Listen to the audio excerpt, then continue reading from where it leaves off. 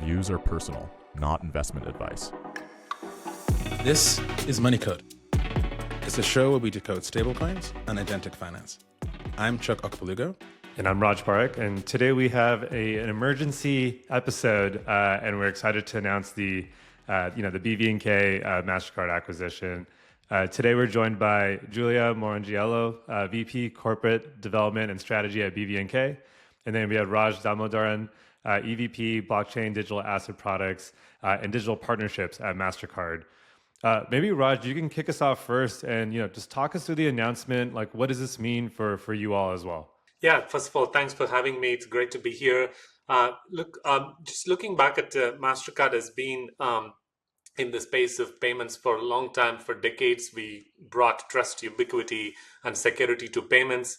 And as technology evolves and we expand customer choice and bring different options for pay and getting paid, and the digital currency and tokenized deposits is no real exception.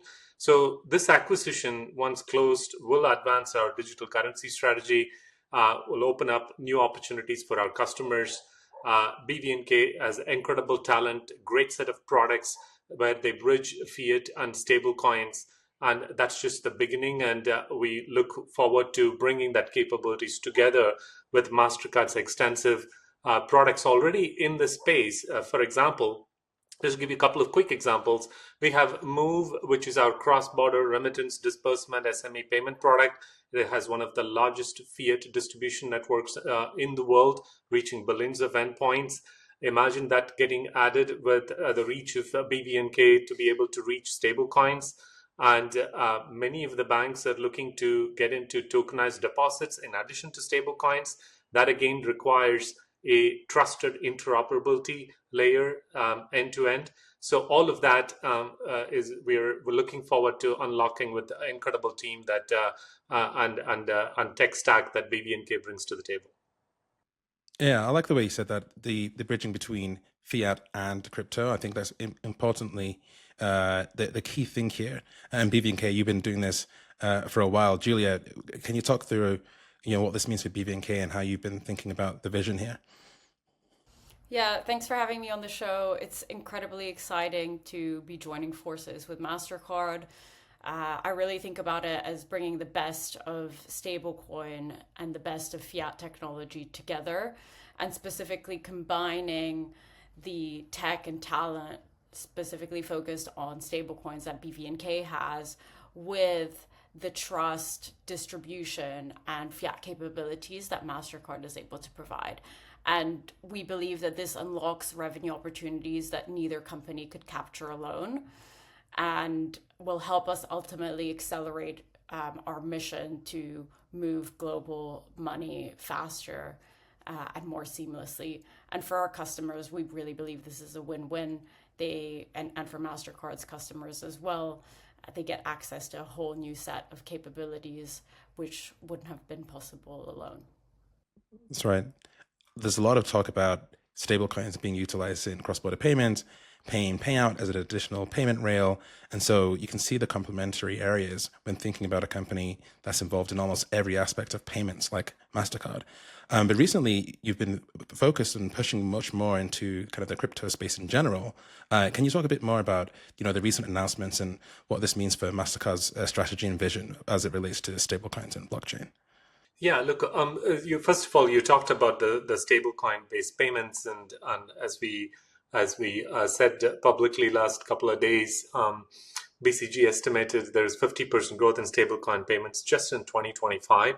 I'm not talking about crypto trading or settlement related to it. I'm not talking about the other use cases that people use in order to settle assets on chain. This is really about payments. This is about, some of them are B2B, some of them are B2B, payouts, gig economy payouts, and so on. So bringing all of that to life really requires to bridge the gap between the fiat and stable that we talked about. And that's essential, but that's just one dimension of the complexity, right? So there is multiple chains involved. So we all know that every time a new stablecoin gets issued, and there are plenty to go around these days, not just the crypto companies, but also the financial institutions There is one consortium here in US, another one in Europe, Hong Kong, Singapore, all of those. As multiple coins and multiple currencies in multiple currencies come about in different chains, we really need the interoperability to work, and we also need to make sure that the fiat conversions happen broadly. So I think this is quite a complementary thing that we are doing here with BVNK, and we look forward to announcing what is to come as we work towards closing this transaction. But you talked a little bit about what we've been up to recently as well. We've for example, our cards, we have over 130 programs around the world today that accesses consumers and small business balances in the form of stablecoins and crypto. Just to give you a couple of examples, we have cards with Binance, we have cards with OKX. MetaMask is a quite popular one in US. It just recently launched in US. Even if you have a self-custody account, you could get yourself KYC'd and get a card, and I put that on my device, and you can tap just about anywhere Mastercard is accepted. Behind the scenes, many of these folks want to be able to settle in stablecoins. Many of these financial institutions want to settle in stablecoins because it can get into a faster cycle. So we've been enabling that. Acquirers can get paid from us in stablecoins too, and that again gives an additional way to exercise their choice, because their merchants, some of them want stablecoins. As you can imagine, BVNK has a store product, and I'm sure Julia will talk a lot more about that. And many of the merchants may be interested in that as down the line as well. And then we've been working on recently we announced last week Bybit, which is with tens of millions of consumers joined our crypto credential, which is the way that we bring native. Making sure that the KYC, AML standards and the verification is done for any on-chain interactions, which is essential to building trust and building scale. And that is continuing to expand. And again, that is another opportunity for us to partner with the team at BVNK. And the last one is really we work with a broad ecosystem of players in the industry, as you can see, whether it's chains or stablecoin issuers or security stack providers, even different on or off ramp providers. All of them, we've been working in different capacities, and we wanted to bring that together as a community for collaboration, community for building together, community to learn from each other. So we launched a crypto partner program a couple of weeks ago. We have now over 100 partners as part of that across the category. And that's our way of engaging with the ecosystem, making sure that they all have a direct path and access to our products and services, access to our broader network. But also, this is very early stage, and I believe in the crypto technology. And it's we also very interested in learning from the community as well. There's an incredible set of innovations. Many of the innovators have come on here and talk about it as well. You guys know it's quite dynamic these days, and that's our way of engaging with the community as well, and more to come on that. Yeah, that's, super exciting. As someone, we, on the Monet side, we recently partnered on the crypto program, and we just launched with the MetaMask card as well. So there's already so much going on. It's awesome. Even the fact that there are, you can be live in New York, you can travel internationally as well. And I think something that we talk a lot about, on this show is that the ability for stablecoins to help folks get global. And then there's no, larger global company than Mastercard. And, being from a payment network myself, I know how important these things are.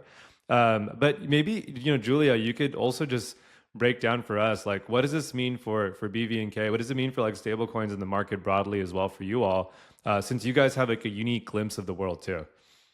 Yeah, I think in terms of what it means for us and stablecoins and the stablecoin industry as a whole, I think it brings a huge amount of credibility and trust to the space.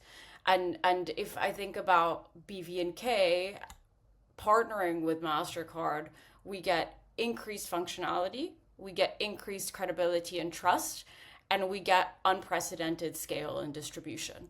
So when we think about functionality, it is really about enabling global fiat payments as an extension of our existing stablecoin suite. So we already process payments all over the world in hundreds of different countries. Many of those are originating or ending in stablecoins. With Mastercard, we can add a lot of diversity to that. So, a remittance payment to the Philippines can automatically now be converted from stablecoins into fiat via Mastercard's Move setup. So that brings a whole new set of capabilities to our existing stack. On top of that, you have the huge credibility and trust that Mastercard brings. In the last 2 days alone, we've had a number of customers or prospective customers that we've been engaging with that have been a little bit slow. Your typical large institutions, some of them large financial institutions specifically, that have now turned around and said, look, Mastercard is a great brand name, a lot of credibility. We're now ready to move forward and re-engage in conversations. So that is a huge win, not only from BVNK, but really for the industry as a whole, because it really acts as that stamp of approval that stablecoins are real. Mastercard, one of the largest financial institutions globally, is taking it seriously, and perhaps so should you. And then finally, the third piece is distribution. There are very few businesses, probably none, that have the global scale and reach and touch the number of businesses and customers that Mastercard does. And that will be a huge boost for BVNK, but for stablecoin adoption as a whole as well. So it's all incredibly exciting, and I think the team at BVNK is looking forward to executing on our vision together, working together whilst also maintaining the independence and the level of focus and speed that we have now to continue servicing our customers, to continue innovating and moving this industry forward together. Absolutely. It really is a watershed moment. I think you really hit the nail on the head there. We're still so early. We spend a lot of time in this space, but we're still a very small fraction of it. And the folks in payments who've been heads down, doing the hard work to understand the technology, the fast changing legislature, and the interaction patterns across various different layers of the stack, I'm sure are feeling very validated. And for the very the early majority and the late majority who will eventually come across stablecoins, they're going to see it associated with one of the most kind of trusted financial institutions in the globe. And so it really is a huge deal for the space. And I think the Mastercard CPO, John Lambert, he mentioned during the announcement that Mastercard expects most financial institutions and fintechs in time to provide digital currency services. And so this just becomes, it's finance. It's no longer stablecoins and crypto, it's just finance. And so, combined together, you've got access to all the various different types of customers, from the largest all the way down to the smallest. And so it sounds like a very complementary situation. But now that it's announced, there's a lot more work to be done. So maybe you can talk to us about what the next couple of months look like. You're absolutely right. Every financial institution is looking at a digital currency strategy, and it could come in the form of them choosing to issue a stablecoin, as some of the consortium folks have done, and others, and vast majority of them, may say, look, I want to bring the digital currency technology to my deposits, because deposits is what drives their day-to-day P&L, and that business model is inherently better for banks. So we've been working on how to make that happen as well. That is the tokenized deposits, and all of that requires on and off ramp conversion from one to another. This is why I'm really kind of pleased to see the way that BVNK has taken approach to, like, in very basic crypto primitives that's easy to understand. Send, receive, convert is really a simple set of primitives, and store, which is the wallet as a service. I think these are the combinations that are required to power up any payment use case. that spans a fiat world and a stablecoin world. And we really are scratching the surface at the moment. So the next few months is all going to be about getting to closing the transaction, and after that we'll come back with more details on what people can expect. In the meantime, they have a great strategy. They're executing really well. We have a strategy. We are executing well, and look forward to partnering more. Well, that's great. We're coming up to time here. I think we're all very excited for the announcement. All very, very happy that, the world is shifting towards this kind of vision that a lot of people have had for a while, but seeing it play out is really inspiring. And so congratulations to both companies. We're all very excited, and we're looking forward to just seeing more. Thank you for joining us. Thanks so much for having us on the show. Thank you for having me. Thanks for coming on. Thanks so much for listening to Money Code. There was so much to take away from today's conversation. I learned a lot, and I hope you did too. If you enjoyed this episode, do us a favor, share it with someone you know, or give us a 5-star rating on Apple, Spotify, or wherever you get your podcast from. Until next time.